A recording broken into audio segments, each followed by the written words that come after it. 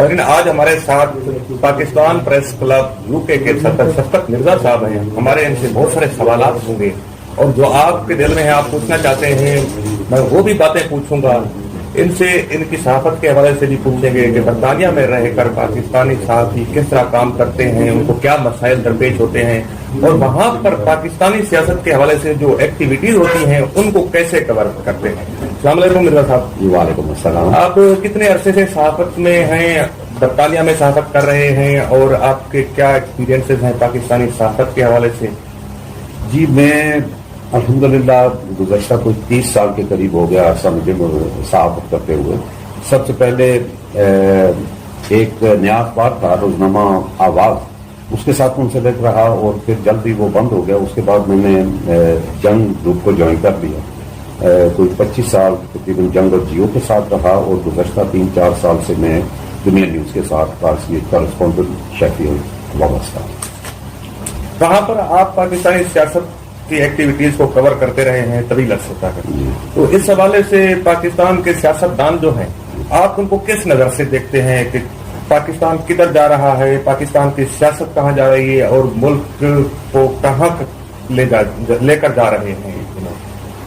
جی دیکھیں, اس کے ایک تو ذریعہ ہمارا کچھ جاننے کا یہ ہے کہ ہم جو آپ کے معلومات ہوتی ہیں جو آپ اخبارات یا ٹی وی کے ذریعے ہم تک پہنچاتے ہیں, تیار غیر میں ہماری ان پر نظر ہوتی ہے اور وہاں سے ہمیں یہ معلومات ملتی ہے کہ سیاستدان کیا کر رہے ہیں یا ملک میں کیا کچھ ہو رہا ہے. دوسرا یہ ہے جیسے آپ نے کہا جب سیاستدان وہاں جاتے ہیں تو وہاں ان کے ساتھ جب نشستیں ہوتی ہیں, جب جلسے ہوتے ہیں وہاں, تو وہاں پر انٹریکشن کا موقع ملتا ہے, ان سے بات چیت کرنے کا موقع ملتا ہے, اور وہاں پر اکثر اوقات یہ ہوتا ہے کہ ہم زیادہ تر وہ جو بات کرتے ہیں وہ ہمیں سب اچھا ہی دکھانے کی کوشش کرتے ہیں.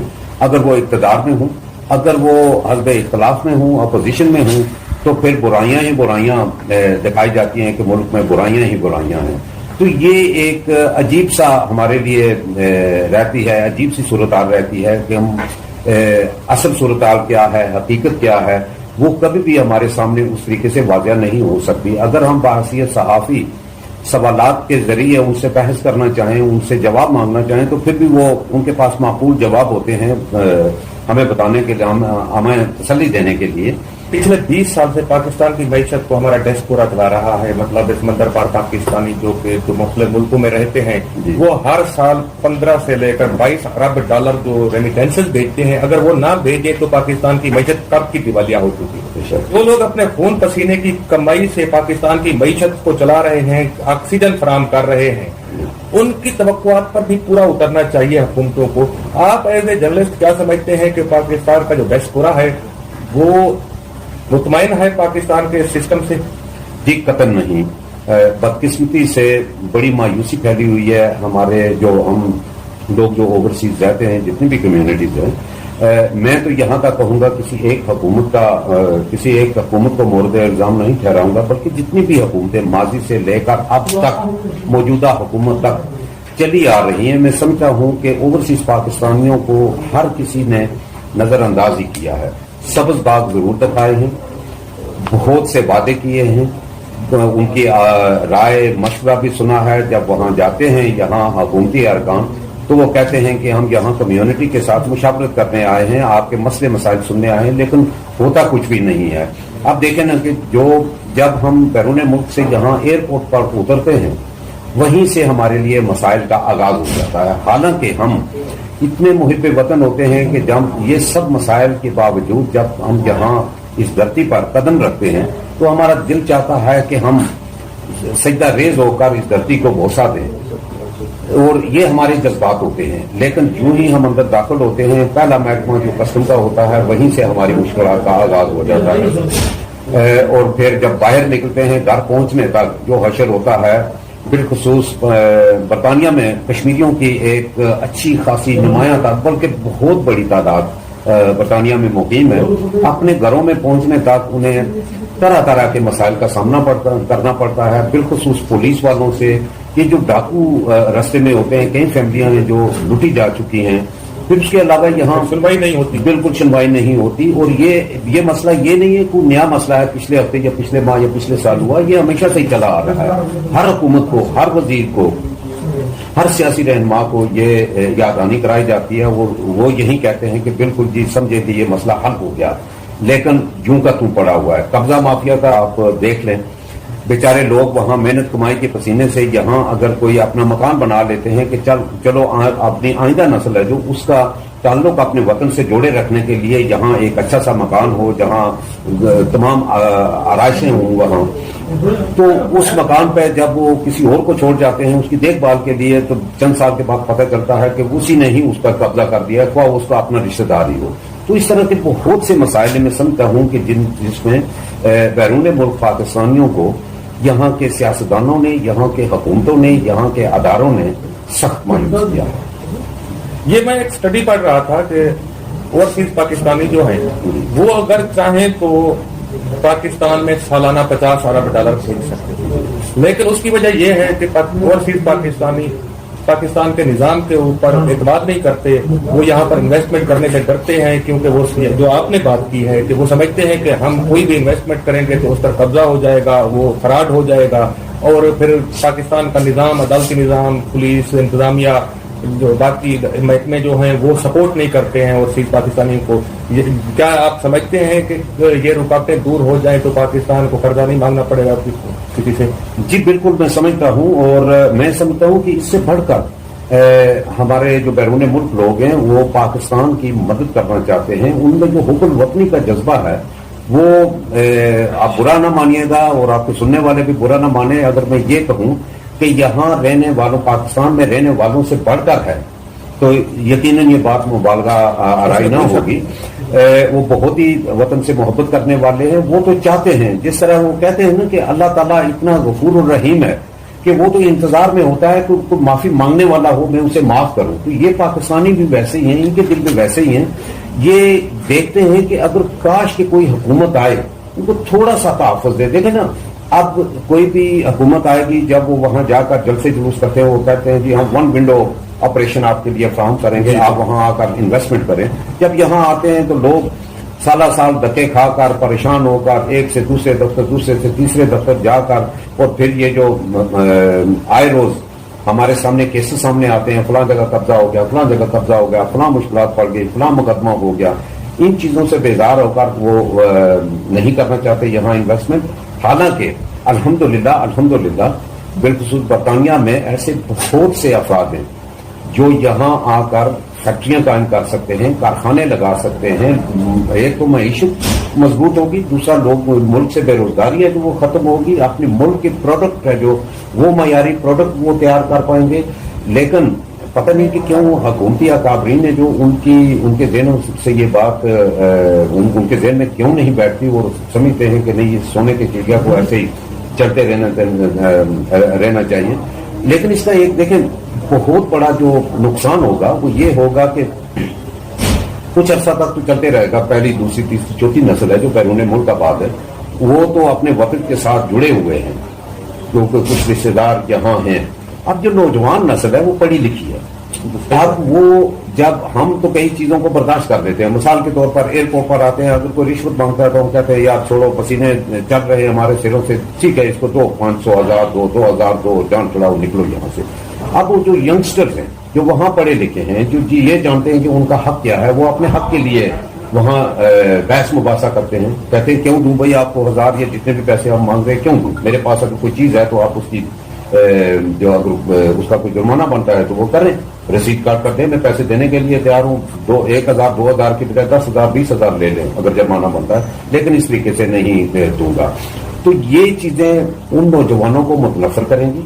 یہ جو روش چل رہی ہے یہ انہیں وطن سے ان کے دلوں سے وطن کی محبت، جس کے لیے مجھ جیسے افراد یا اور والدین ہیں جو وہ دن رات اس فکر میں رہتے ہیں کہ ان کا وطن سے تعلق جڑا رہے، ان کی کوششیں ایک جانب رہ گئی اور ادھر کی جانب وہ مخالف سمت جب ہوا چل رہی ہو تو وہ کلیش ہو کر وہ مڈل میں ہی رہ جائے گا. ہم تو یہاں رابطہ رکھنا چاہتے ہیں لیکن ممکن ہے، بلکہ یہ یقین سے میں کہہ سکتا ہوں کہ یہ سلسلہ زیادہ دیر تک نہیں چلے گا، اور اگر حکومت نے اس بارے میں کوئی مؤثر حکمت عملی نہ کی اور درست سمت اختیار نہ کی تو وہ پھر پاکستان میں آنے کی بجائے دنیا کے دیگر ممالک میں جا کر اپنی تعطیلات گزاریں گے، چھٹیاں گزاریں گے۔ ہمارے بہت سارے حکمران اور ایکس حکمران، ان کی جائیدادیں اور ان کے گھر برطانیہ میں ہیں، خاص طور پر لندن میں، برمنگھم میں، مانچسٹر میں ہیں، جن میں سیاستدان بھی ہیں اور ریٹائرڈ جرنیل سب کا ڈکٹیٹر بھی شامل ہے۔ ایسی کیا اٹریکشن ہے کہ جو بھی یہاں حکمرانی کر کے جاتا ہے تو اس کو لندن میں پناہ ملتی ہے، برمنگھم میں پناہ ملتی ہے، کہیں اور وہ جانا پسند نہیں کرتا؟ میں نام نہیں لینا چاہتا، بہت سارے کردار ہیں۔ ایک وہ بھی کردار ہے جو کہ کراچی جیسے بڑے شہر میں کوئی 20 سال تک قتل عام کرواتا رہا، وہ بھی بڑے آرام سے زندگی گزار رہا ہے۔ پھر ہم یہ سنتے ہیں کہ لندن پلان ہوتا ہے، جب بھی پاکستان میں حکومت تبدیلی کے لیے کوئی تحریک چلتی ہے، کوئی فیصلہ ہوتا ہے تو وہ لندن میں ہوتا ہے۔ ایسا کیوں ہوتا ہے؟ دیکھو، ایک پہلی بات تو یہ ہے کہ جو آخری آپ کا سوال ہے اس حوالے سے میں کہوں گا کہ لندن پلان کے حوالے سے دیکھیں، لندن ایک ایسا ملک ہے جہاں یہ لوگ جاتے ہیں، یہاں ایجنسیوں کے، عدالتوں کے اور جتنے بھی ادارے ہیں ان کے دسترس سے وہ باہر ہوتے ہیں۔ وہاں پر جو باتیں کرتے ہیں ان سے تو انکار بھی کیا جا سکتا ہے کہ نہیں بھائی یہ تو ہم نے بات کی ہی نہیں ہے، کسی نے افواہ پھیلا دیا۔ میرے خیال میں ایک تو یہ ہوتا ہے، اور دوسرا یہ ہوتا ہے کہ بیرونی قوتیں ہیں، طاقتیں ہیں، جن میں برطانیہ بھی یقیناً شامل ہوگا کیونکہ ایک بڑی طاقت ہے، وہ بھی اپنے انٹرسٹ کی خاطر یہاں لوگوں کو پلانٹ کرتے آئے ہیں، جیسا کہ اکثر سننے میں آیا ہے، اور اس کے بعض مواقع پر شواہد بھی ہم نے دیکھے ہیں کہ ایسے ہوتا ہے۔ جو بیرونی قوتیں ہیں وہ پاکستان میں نظام حکومت اپنے مخصوص سوچ رکھنے والے لوگوں کے ہاتھ میں دیکھنا اپنے لیے زیادہ سودمند تصور کرتی ہیں، تو یقیناً ان کو وہاں کچھ پذیرائی ملے گی، لیکن اتنا بھی نہیں ہے کہ وہ اتنا انٹرسٹ وہ لے کر اس کے لیے اتنا کچھ کریں۔ اگر ایسا ہوتا تو پھر میں آپ کو یقین دلاتا ہوں کہ آئے روز وہاں یہ سیاستدان جا کر تو وہاں جو متعلقہ وزیر ہیں یا وزراء ہیں یا حکومتی ارکان ہیں ان کے ساتھ ملاقاتیں کر رہے ہوتے۔ ایسا نہیں ہوتا، بعض کی ہوتی ہیں۔ افسوس کے ساتھ کہنا پڑتا ہے کہ ہمارے اکثریتی جو اراکین ہیں، حکومتی اراکین ماضی میں رہے ہیں، انہیں تو انگریزی بھی اس طریقے سے نہیں آتی تھی کہ وہ ان کے ساتھ بحث مباحثہ کر کے انہیں کچھ سمجھا پائیں، اپنا موقف پیش کر سکیں یا ان کا موقف سمجھ سکیں۔ بہرکیف اس چیز کو میں اس چیز سے انکار تو نہیں کرتا، میرا یقین ہے کہ کچھ نہ کچھ تو ہوتا ہے، لیکن اتنا نہیں کہ جو بھی پلان بن کر آتا ہے وہیں سے بن کر آتا ہے وہ یہاں۔ میرے خیال میں ایک تاثر موجودہ جو بھی حکومت ہو اس وقت، اس کو یہ دینے کے لیے، اس کو پریشر ڈالنے کے لیے یہ چیزیں ہوتی ہیں۔ وہاں جا کر 2-4 مختلف جماعتوں کے جو اکابرین ہیں وہاں جا کر آپس میں میٹنگز کرتے ہیں اور حکومت کو یہ تاثر دینے کی کوشش کرتے ہیں کہ بس ان کے خلاف ایک اتحاد بن رہا ہے، اتحاد قائم ہو رہا ہے، یہ بات ہوتی ہے۔ دوسرا آپ کا سوال تھا برطانیہ، میں نے پچھلے دنوں میں ایک تحقیقی رپورٹ دیکھ رہا تھا، غالباً ایک ہندوستانی صحافی تھی، انہوں نے ایک رپورٹ بنائی اور اس کا ٹائٹل انہوں نے رکھا کہ برطانیہ ہے جو وہ ایک محفوظ پناہ گاہ ہے لٹیروں کے لیے، اور انہوں نے اس میں بہت سے شواہد بھی دیے جس میں ہمارے ملک کے ایک سیاستدان بھی اس میں شامل تھے اور ہندوستان کے زیادہ لوگ تھے جو کرپشن کر کے لوٹ کھسوٹ کر کے وہاں گئے۔ تو انہوں نے یہ بتایا کہ یہاں آ کر ان کو باقاعدہ جب وہ وہاں جاتے ہیں تو جب ملینز اور بلینز پاؤنڈ یا ڈالر لے کر جاتے ہیں تو ایک ان کو کیا پڑا ہے، ان کی تو اکانومی ہے، ان کو بوسٹ مل رہی ہے۔ ایک تو یہ ہے کہ اس لیے ان کو نہیں چھیڑتے کہ یہ مفت کے آ رہے ہیں، ہمیں سپورٹ کر رہے ہیں، ایسے ہماری اکانومی کو بوسٹ مل رہی ہے، تو اس پیسے کو اس لیے ان لوگوں کو وہ تحفظ دیا جاتا ہے۔ دوسرا یہ ہے کہ پھر صرف یہی نہیں، نہ تو کسی ملک کے ساتھ ان کی کوئی ایسی ٹریٹی ہے، لیکن پاکستان کے ساتھ کوئی ایسا معاہدہ ان کا نہیں ہے کہ اس صورت میں وہ کسی شخص کو وہ پاکستان کے حوالے کر دیں گے۔ اور جب ایسا معاہدہ نہیں ہو تو پھر یہ کرتے ہیں کہ جب یہاں سے بیرون ملک کی حکومتوں سے برطانیہ پر دباؤ پڑتا ہے یا اس شخص پر دباؤ پڑتا ہے تو پھر وہ شخص वहाँ सियासी पनाह की दरखास्त दे देता है। अब सियासी पनाह है जो वो आ जाता है शख्सी आज़ादी पे या ह्यूमन राइट पे आ जाता है। जब ऐसा मामला हो तो फिर उन्हें सियासी पनाह मिल जाती है, उसमें कुछ अरसा चला जाता है और फिर ये सिलसिला जब ऐसे ही चलता रहता है तो इसी तरीके से वो वक्त गुजारी करते रहते हैं। लेकिन इसका बुनियादी यही है कि अगर आप और मैं जाएं जिनके पास मामूली सी रकम होगी, अपने एक महीने का खर्चा होगा, तो हम तो मुजरम ठहराए जाएंगे, हम पकड़े भी जाएंगे, हमें निकाला भी जाएगा। लेकिन एक आदमी अगर करोड़ों या अरबों रुपए लेकर जाता है या पाउंड या डॉलर लेकर जाता है तो वो कहते हैं कि नहीं, ये हमारे फायदे के लिए, इसको यहाँ से नहीं निकालेंगे। आप बता लो कश्मीर से है, आप क्या समझते हैं कि वहाँ पर बैठकर कश्मीर की आज़ादी के लिए बेहतर तरीके से काम किया जा सकता है और पाकिस्तान की हुकूमत या हाई कमीशन का क्या वहाँ पर सरगर्दी बैकअप मौजूद है?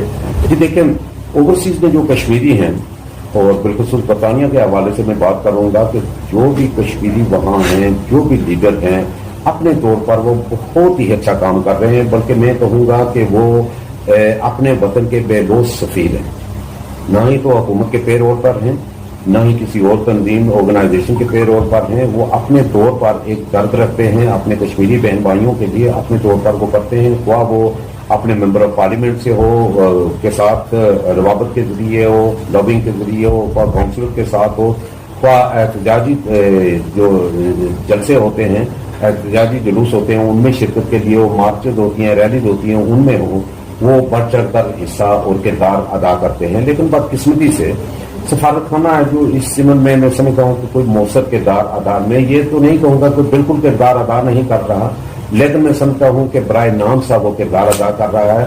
वो बहुत कुछ मजीद कर सकता है, लेकिन ऐसा नहीं हो रहा। और मैं अपने सहाफती तजर्बे की बुनियाद पर कह सकता हूँ कि पाकिस्तान की किसी भी हुकूमत की जानब से कोई ऐसी ठोस हिकमत अमली या कोशिश नहीं की गई कि ये जो पाकिस्तानी वहाँ अपने अपने तौर पर ये जो कोशिश कर रहे हैं उन्हें यकजा किया जाए।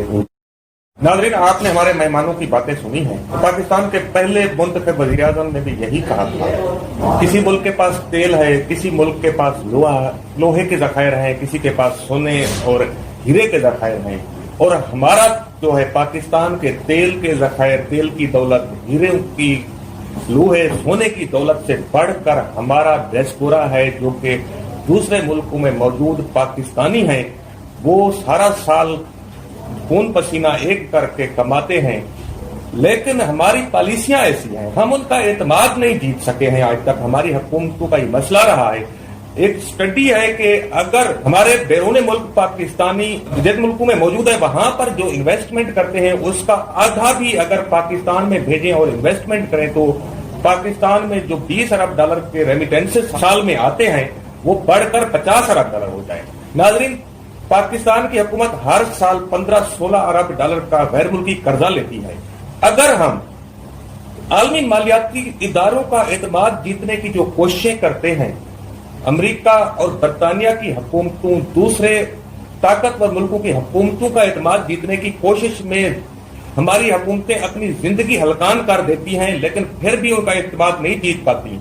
उसकी बजाय अगर हम अपने ओवरसीज पाकिस्तानियों को गले लगाएं, उनका एतमाद जीतें और उनका ये यकीन पैदा करें कि जो पाकिस्तान में वो $1 भी भेज रहे हैं या 1 पाउंड भेज रहे हैं, वो कहीं पर चोरी नहीं होगा, वो गुम नहीं होगा, उस पर कोई कब्जा नहीं करेगा, बल्कि जो कानून है, जो स्कीम का ऐलान किया गया है, उसके मुताबिक उन्हें बेनिफिट मिलेगा। अगर ये यकीन हमारे ओवरसीज पाकिस्तानियों में पैदा हो जाए तो यकीनन पाकिस्तान को किसी किस्म का गैर मुल्की कर्जा लेने की जरूरत नहीं है और ना ही हमें किसी के आगे हाथ फैलाने की जरूरत होगी। मैं हूं राना अबरार खालिद और आप देख रहे हैं इकॉनमी न्यूज। अगले प्रोग्राम तक के लिए अल्लाह हाफिज। अगर आपको ये प्रोग्राम अच्छा लगा हो तो मेरे चैनल को सब्सक्राइब